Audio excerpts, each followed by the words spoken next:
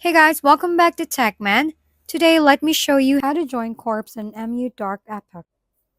When I first tried joining a Corps in MU Dark Epoch, I realized I had to unlock the guild feature first, which only happens after completing around level 40 in the main quest.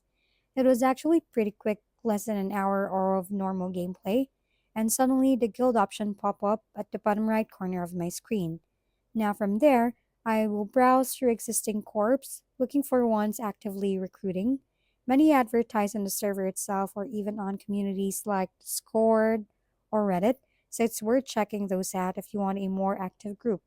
Once you request to join, active players usually get accepted quickly. But if you're feeling independent, there's also the option to create your own corps.